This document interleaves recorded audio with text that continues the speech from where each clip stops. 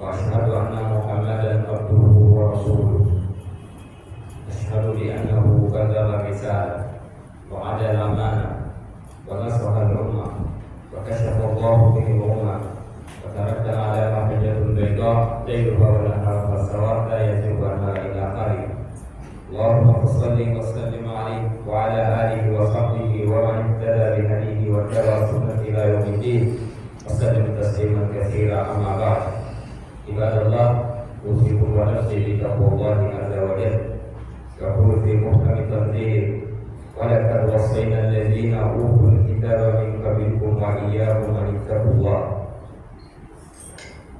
ويقول الله سبحانه وتعالى أيضا في سورة الأحزاب: إنا عرضنا الأمانة على السماوات والأرض والجبال فأبينا أن يحملناها وأشفقنا منها وحملها الإنسان إنه كان ظلوما جهولا. Chers frères et sœurs en islam, chers croyants, quand on se place à Allah, Seigneur de l'univers, maître des cieux et de la terre, le défenseur du pouvoir absolu. Lui, dans sa grâce, il a fait de nous des êtres humains. Dans sa grâce, il nous a apporté la meilleure communauté, ici, qui est la communauté de Mohammed sallallahu alayhi wa sallam. Nous attestons qu'il y a toute divinité digne d'être adorée en dehors de lui, et au même moment, nous attestons que Mohammed sallallahu alayhi wa sallam est son ordre de serviteur et de salut. Salut et paix sur lui, sur sa propre famille, sur ses valeureux compagnons, sur tous ceux qui vont sur sa voie jusqu'au jour de la résurrection. Face à Allah, que nous soyons parmi ses suiveurs. Le vendredi passé, l'imam nous a rappelé l'épreuve. Mais le musulman était pour nous en tant que des croyants. L'épreuve dans la crainte de Dieu, et j'exhorte chacun à avoir la crainte de Dieu. L'épreuve dans la crainte de Dieu, on peut surmonter. C'est pourquoi on a besoin de dire à chaque fois, craignons Allah à chaque instant, à tout moment. Quand on a la crainte de Dieu, ça nous amène à la foi. Et quand on a la foi, on accepte la décision d'Allah subhanahu wa ta'ala, qui était le thème du vendredi passé. Comment le musulman doit se comporter face à l'épreuve. Et nous avons deux types d'épreuves. La première, il y a une épreuve et on évite beaucoup. Il y a la maladie, perte d'emploi, perte d'un être cher. Mais l'autre fois de l'épreuve, quand on vous annonce que madame est enceinte, ou on vous annonce qu'elle a accouché, ou on vous annonce que vous serez nommé, et si vous êtes tous contents. Donc au même moment, l'épreuve tue, la maladie, le décès, perte d'emploi, le musulman va rester toujours sur le droit chemin. Et l'autre face, c'est comment tu vas mettre ça au profit de ton créateur ou soit des autres. Et c'est ça, il s'agit que le musulman, le croyant, se bien comporter face aux deux types d'épreuves. Face à Allah subhanahu wa ta'ala, la mise en pratique soit facile pour chacun de nous. Aujourd'hui, nous continuons dans le même sens. Mais un peu, je dis bien un peu, quand on regarde aujourd'hui la société ivoirienne, chaque entreprise, chaque responsable à la recherche d'une bonne personne. Des fois, même ailleurs, même à la tête des nations des pays, nous avons besoin d'une seule personne. Il a la vision, il est capable, il a la crainte de Dieu, et il est honnête, il est sincère. Quand vous avez ça dans votre famille, la famille sera toujours sur le droit chemin. Quand vous avez ça à la tête d'une entreprise, l'entreprise va prospérer toujours, l'entreprise va pas tomber. Donc, à la tête de chaque responsabilité, vous voyez, nous sommes à la recherche d'un homme capable, un homme critique, ou soit une femme critique. Mais face à la confiance, face au respect de nos engagements, est-ce qu'aujourd'hui, notre société que nous vivons, quand vous regardez à votre droite, vous commencez un travail avec quelqu'un, lui c'est le point plus intelligent, c'est lui-même qui lui a apporté le marché. Vous achetez votre au véhicule, on mettait le transport pour ça faire gagner de l'argent. Je confie ça à un jeune que je regardais dans la communauté, je n'avais pas de travail. Après 3 mois d'honnêteté, après les 3 mois, le monsieur, il avait connaissance, il n'arrive plus à l'attraper. Il se croit plus malin, et c'est lui qui a investi ses 5 millions, 7 millions et 10 millions dans ce véhicule. Qu'est-ce que l'histoire propose? Qu'est-ce que l'islam demande à chacun de nous?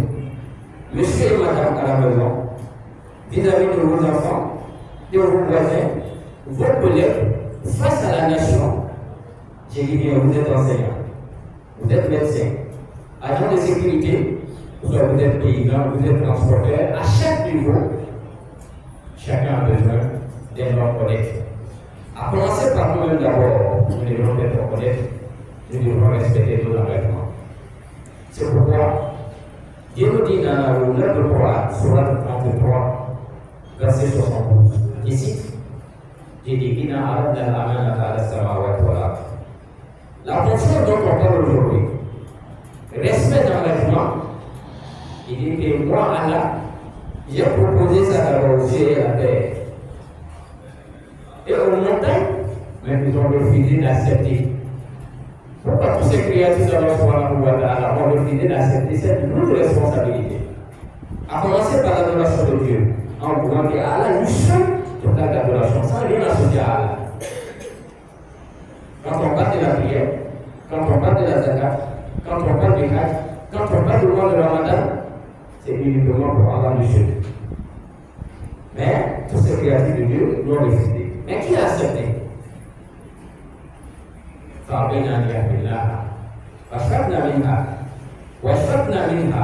Et l'être humain que nous sommes, nous l'avons accepté. C'est nous qui avons accepté, et oui, la responsabilité, nous avons porté cette responsabilité. Mais avec l'aide de Dieu, ceux qui ont toujours la crainte de Dieu seront toujours sincères dans leurs engagements, seront toujours honnêtes lorsqu'il s'agit de s'acquitter de leurs obligations. Surat 33, verset 72. La confiance aujourd'hui dans la société, c'est très rare. On a signé un contrat en 2 fois, et après 1 mois, le monsieur va falsifier notre contrat. Il y a combien de propriétaires aujourd'hui? Quelqu'un passe pour voir, ah papa, est-ce que je peux avoir votre pièce d'identité? Lui, c'est l'intention de rien d'autre. Aller falsifier le papier du monsieur et aller vendre son terrain. Et vous qui achetez ces terrains. Je ne parle pas de celui qui vend le terrain. Lui qui a acheté le terrain, ça va d'abord se faire sa pièce. Face à la confiance, mais Dieu alors subhanahu wa ta'ala nous a catégorisé déjà. Il dit parmi nous, il y a 3 sortes de catégories quand on parle du respect de confiance. La société ivoirienne n'est pas en dehors de ces 3 catégories de personnes. La première, dans la même sourate 33, verset 73, j'ai dit ليعذب الله المنافقين والمنافقات والمشركين والمشركات ويتوب الله على المؤمنين والمؤمنات. Il dit la confiance dont on parle, il y en a qui sont hypocrites avec la confiance. Et il y a d'autres, et même qui ne s'engagent pas, ils disent non, moi je ne veux pas adorer Allah. Oui, vous avez accepté qu'on va adorer Allah du seul, on ne veut pas l'adorer, il doit choisir d'autres divinités. Et enfin, il dit il y a des croyants et des croyantes. Ces croyants et des croyantes que vous sommes, que nous sommes tous. Comment nous devons nous comporter vis-à-vis de la confiance? La confiance, c'est qu'est-ce que c'est? Vous appelez quelqu'un, viens, on va travailler ensemble. La personne vous donne son accord. Et il est votre chauffeur.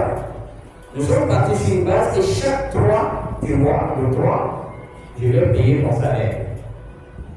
Et des fois, on va jusqu'au 10. Le monsieur n'a pas reçu son salaire. Vous avez trahi la confiance. Toi, le chauffeur qui est encore engagé, le monsieur te dit tu dois être au travail à partir de 7h30. Chaque jour, c'est toi qui as des esprits à présenter. À 8h, ah vraiment, il y a eu un problème de véhicule aujourd'hui, etc., etc. Si tu t'es engagé à travailler pour la personne, il faut respecter aussi tes engagements. Celui qui paye doit respecter ses engagements et celui qui travaille doit respecter ses engagements. S'il n'a dit vous avez trahi la confiance. La confiance, dit dans la Sourate 33, verset 72. La confiance va commencer d'abord par quoi? Quand on parle de la confiance commence toujours par l'adoration de Dieu. Ce n'est pas seulement entre nous et nos semblables, tes frères et tes sœurs, non. L'engagement dans ta prière. L'engagement des sourates qu'on récite dans la prière. Dieu nous a tout donné. Tu es un musulman ou tu as embrassé l'islam, nous sommes tous des musulmans. Mais quand il est l'heure de la prière, on ne trouve pas d'autre issue. Cherche le moyen à t'acquitter de la prière. À accomplir la prière comme il faut, à partir de là, on dit l'engagement, la confiance entre toi et Allah subhanahu wa ta'ala, vous avez respecté votre engagement. Le moment de la zakat arrive. J'ai les moyens, j'ai de l'argent, mais je fais croire aux autres que je n'ai pas d'argent. Mais sache que Dieu qui t'a créé, ce que tu as sur ton compte, ce que tu as à la maison, Dieu connaît le montant exact. Même ce que tu vas gagner dans le monde à venir, Dieu sait tout. Qui te cache rien. C'est une confiance. Oui, c'est une confiance sur les pieds qu'on doit prélever la zakat, donc nous devons nous acquitter de la zakat. Le moment de Hajj est arrivé. Toi, tu es le champion de faire partie des gens d'Afrique. Maintenant, tu ne t'intéresses pas à aller accomplir le Hajj. Or, ce qui est obligatoire sur toi, c'est toi-même d'aller accomplir. Cela n'interdit pas de faire partie des gens avec. Oui, on doit faire partie des gens avec si on a les moyens. Et pour terminer, vis-à-vis de Allah subhanahu wa ta'ala, c'est le jeûne du mois de Ramadan. Quand le Ramadan arrive, comme le Cheikh Aïma l'a dit, nous avons des gens qui ont des maladies intelligentes. Si ce n'est pas le mois de Ramadan, il ne va pas aller voir son médecin. Si ce n'est pas le mois de Ramadan, tout le diabète ne va pas monter. Si ce n'est pas le mois de Ramadan, l'ulcère ne se déclenche pas. Mais quand le Ramadan arrive, donc tous sont des maladies maintenant vont commencer à se réveiller. Mais tu penses que tu veux trahir qui? C'est Allah subhanahu wa ta'ala, non. On ne peut pas trahir Allah subhanahu wa ta'ala. Donc la confiance commence par des actes culturels d'abord. Les actes d'adoration d'Allah subhanahu wa ta'ala. Ta prière, la zakat, le hajj, le jeûne. Et maintenant, nous revenons maintenant entre nous. Parmi les actes où on va sentir les traces, ou soit les effets de la confiance, ça commence toujours par entre l'homme et son semblable. Mais à la maison, nous vivons avec qui? Nous vivons avec nos épouses. Nous vivons avec nos enfants, nos frères et sœurs. Le jour de notre mariage, c'est un engagement solennel. Et c'est une confiance. Nous ne devons pas trahir cette confiance. C'est pourquoi le prophète dit la confiance entre monsieur et madame. Ce qui se passe entre vous deux, dans votre intimité, au grand jour, l'homme ne doit pas exposer sa femme et la femme ne doit pas exposer son mari dans votre élément. Ça fait partie des actes qui sont haram en islam. Car c'est une confiance, vous ne devez pas trahir la confiance de l'autre. Dieu a ordonné la confiance même à ses envoyés. Oui, même à ses envoyés. Ce n'est pas seulement à chacun de nous. Souvenez-vous, lors de la bataille, pas la bataille, la conquête de la Mecque, quand le prophète allait sur la face au Makkah. Quand ils ont conquis la Mecque, après des années à Médine, la Kaaba, c'est tout à la Mecque, c'est pas à Médine. Et après la conquête, le prophète allait sur la place, après d'avoir compris qu'il est riche, il va se retourner pour aller s'installer en Médine. Entre-temps, il y a une famille à la Mecque qui avait en charge de s'occuper de la Kaaba. Ce n'est pas tout le monde. Comme nous voyons dans nos différentes localités. Il y a telle tribu ou telle famille qui s'occupe de la chefferie, telle famille qui s'occupe de l'imama, telle famille qui s'occupe de la médiation et prévention des conflits. Ça existait depuis le temps du prophète alayhi salatu wa salam. Mais qu'est-ce que Dieu va ordonner à son messager? Si nous jouons avec la confiance aujourd'hui, et pourtant très bien c'est qu'Allah subhanahu wa ta'ala va recommander au messager alayhi salatu wa salam lorsqu'il s'agit du respect de confiance, de la déontologie du travail. Vous travaillez dans un domaine, vous vous êtes engagé et respectez les droits et les devoirs. Venez avec moi dans Sourate Nisa, Sourate 4, verset 58. où Allah subhanahu wa ta'ala va s'adresser au prophète alayhi salatu wa salam en lui disant ceci: Inna Allah ya'murukum an tu'addu al-amanata ila ahliha wa idha hakamtum bayna an-nas fatahkumu bil 'adl. Inna Allah lima ya'izukum bih. Inna Allah sami'an 'alim. Inna Allah kana sami'an basira. Dans la sourate 4, verset 58, le prophète alayhi salatu wa salam, Allah subhanahu wa ta'ala va répondre au prophète sallallahu alayhi wa sallam et dit retournez la confiance, retournez ce qu'on vous a donné aux ayants droit. Qui sont les ayants droit? Et ce jour-là, il y avait le Ousmane bin Talha, qui était de la famille, ceux qui s'occupaient de la Kaaba. Et le prophète alayhi salatu wa salam va prendre la clé de la Kaaba en retournant à Ousmane bin Talha. Mais il y avait beaucoup dans le groupe, beaucoup espéraient gagner cette clé. Pour le conflit savait, le prophète alayhi salatu wa salam a restitué la clé aux ayants droit du son de cette famille que Ousmane représentait. Ce n'est pas Ousmane pour l'enfant, c'est notre Ousmane. Si tel est le cas, mais le prophète lui-même alayhi salatu wa salam, il nous recommande encore dans un hadith, il dit Adil amanata ila man tumina. Il dit celui qui t'a fait confiance, il dit retourne la confiance à la personne. Quelqu'un vient te voir, ou bien tu vas voir quelqu'un que tu es coincé, prête-moi 100 000 francs. Ma femme doit accoucher. Oui, tu as droit à l'assistance, il va t'aider. Mais après l'accouchement de madame, si vous avez des difficultés à rembourser cet argent, venez voir la personne et adresser des propos qui peuvent soulager la personne. Mais madame a accouché, l'enfant marche déjà, et l'enfant a vu son petit frère ou sa petite soeur. Quand tu vois la personne, tu ne reviens jamais sur les 100 000 francs que tu as pris avec le monsieur ces jours-là. Il dit quand quelqu'un te fait confiance, il t'a donné son argent, sa voiture, il t'a donné une poste dans son entreprise, il dit il faut retourner la confiance. La confiance c'est quoi? C'est de préserver les avantages de l'entreprise. C'est de préserver l'amitié, la fraternité entre toi et la personne. Dieu Allah subhanahu wa ta'ala nous a interdit aussi le contraire de la confiance en nous recommandant ceci. Il dit ya ayyuhallazina amanu la takhunu Allaha wa rasulahu wa takhunu amanatukum wa antum ta'lamun. Il dit une fois que la personne t'a prêté cet argent, il t'a donné du travail, et c'est toi qui es la première personne à passer toujours derrière lui, comme on dit chez nous, aller gratter son nom auprès du guide. Le monsieur que vous voyez, il n'est pas bon. La dame que vous voyez, elle n'est pas bonne. Pourquoi? Vous avez trahi la confiance dans la sourate 8, verset 27, qui dit vous croyez à Allah. Ne trahissez pas la confiance vis-à-vis d'Allah, ni de son messager, et ne trahissez pas aussi la confiance entre vous. Mais il y a combien de personnes aujourd'hui? Le monsieur t'a donné sa voiture, tu te crois plus malin que lui. Le monsieur t'a donné son magasin, tu te crois plus malin que lui. Quand les clients viennent, il y a un autre magasin. Il y a un magasin second de l'autre côté. Là où il va, il dit non, tu peux aller dans tel magasin. Lui-même, il donne l'adresse. Il dit là-bas, ça te revient pour moi checker ici. Oui, ça existe dans notre société. Le jour que le monsieur t'a engagé, tu n'avais même pas les 5 000 francs pour transport pour donner à ta famille, ou soit béni à votre famille. Et aujourd'hui, tu penses que tu te crois plus malin de celui qui t'a engagé. Tu es en train de trahir la confiance. Le musulman ne doit pas tomber dans ces gens d'erreur. C'est pourquoi Dieu nous recommande à chaque fois de ne pas trahir notre confiance, ou soit la confiance vis-à-vis des gens. Et le messager Mohammed alayhi salatu wa salam, qu'est-ce que le messager dit de ceux qui ne respectent pas les engagements? Oui, vous êtes médecin. Et vous savez très bien que le patient qui est en face, il sait qu'il souffre de palu quand il regarde les symptômes.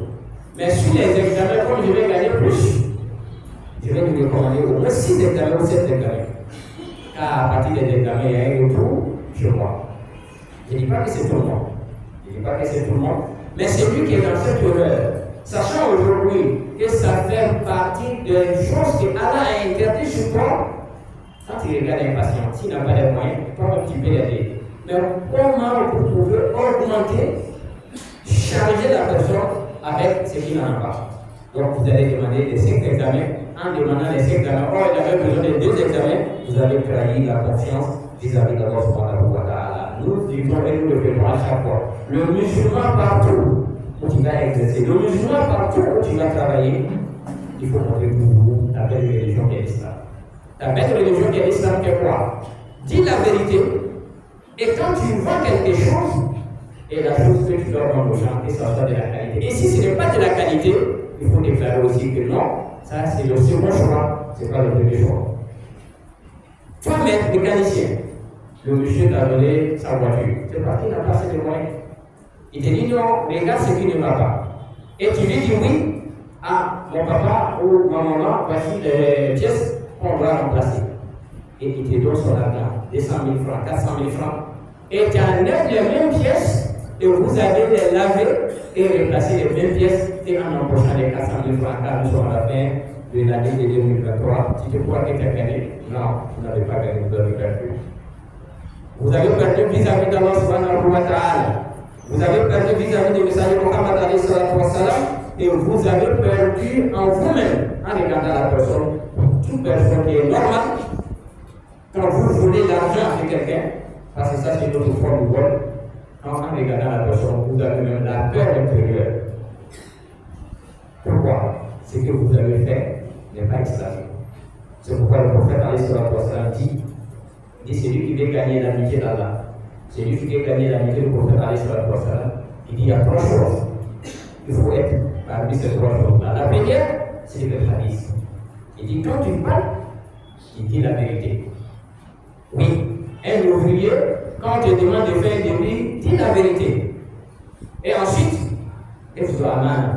Et la confiance que la personne a placée en toi, il faut pour vous préserver cette confiance-là.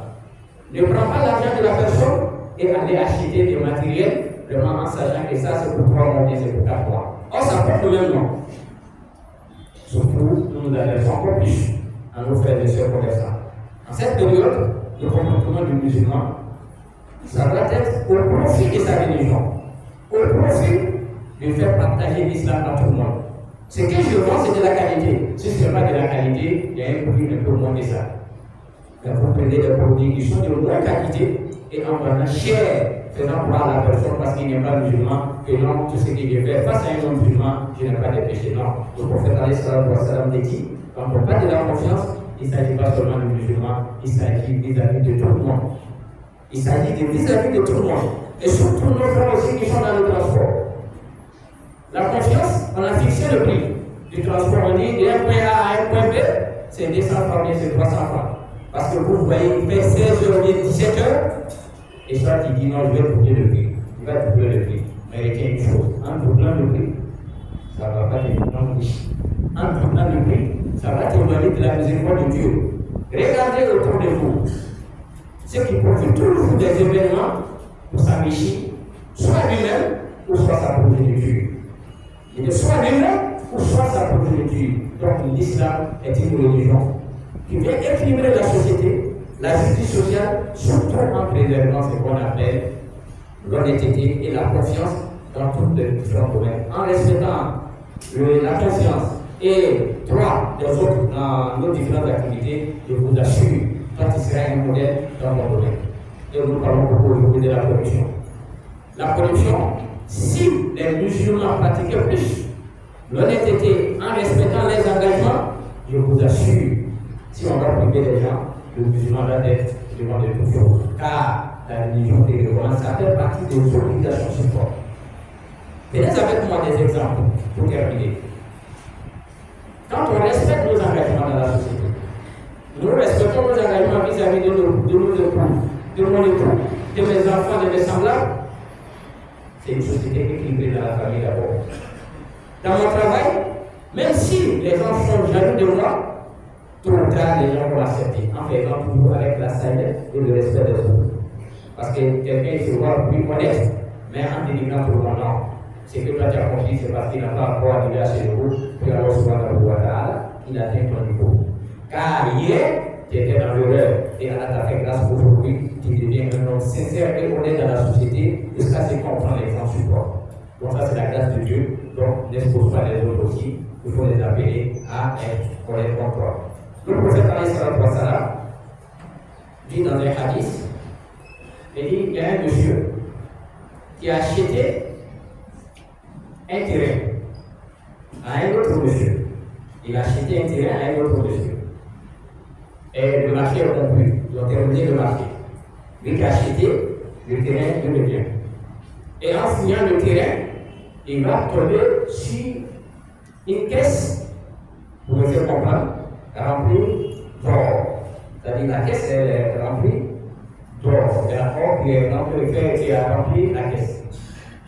Et il prend la caisse. Qu'est-ce qu'il va faire? Si c'était faux, vous avez acheté un terrain et vous voulez construire ce terrain. En creusant, vous êtes tombé sur des trésors. Vous allez garder, évidemment, n'est-ce pas? Mais écoutons ce que le message allait se dire. Il dit, celui qui a acheté a refusé d'utiliser cette caisse d'or. Il allait voir à qui le vendeur. Il dit, viens monsieur, sur ton terrain, j'ai retrouvé telle caisse. Qu'est-ce que je fais? Ce n'est pas à moi, car j'ai acheté le terrain, la caisse je n'ai pas achetée.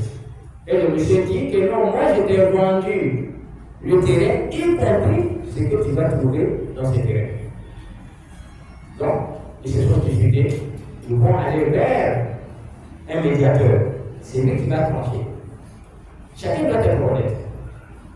C'est pourquoi Dieu dit à ceux, lorsque les gens sont en conflit, et on vous ramène leur dossier, ils soyez équitables. Vous allez trouver une noce en tant que mobile. Si vous voulez juger entre les gens vos semblables, il dit soyez équitables. Soyez équitables, ça fait partie de respect de votre confiance. Pour soit la confiance et Allah nous a confié dans la sourate 33, verset 74. Pour terminer l'histoire, et le juge va leur dire, ok, c'est simple. Comme vous n'êtes pas tombé d'accord, toi monsieur, vous avez un enfant? Oui, il y a un qui dit oui, moi j'ai un garçon. Et l'autre, vous avez un enfant? Oui, il dit oui, moi j'ai une fille. Il dit tant mieux, vous allez marier vos deux enfants.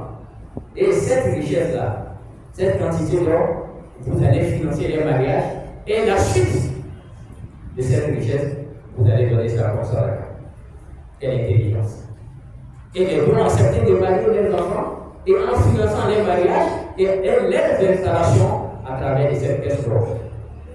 Mais le monsieur qui avait trouvé, est-ce qu'il était bête? Non, il n'a pas été bête. Et celui qui allait vers lui, est-ce qu'il a été bête aussi de dire non, non? Mais des fois, faites semblant. Vous laissez votre portable tomber et vous demandez à un passant, ah, monsieur, vous avez égaré votre portable. Sans hésiter, il dira que c'est lui que c'est pour lui. 2 sur 10, je dirais que non, c'est pas bon. Il y a combien de fois vous avez oublié vos objets dans les véhicules de transport? On vous a appelé pour vous restituer. Il y a combien de fois les gens ont égaré leur portable dans les véhicules? Est-ce qu'on peut dire que non, il a ramassé un portable? Du moins qu'il y a une puce, il y a la batterie, la personne va appeler, ou soit vous appelez. Le musulman montre toujours son honnêteté vis-à-vis de la société.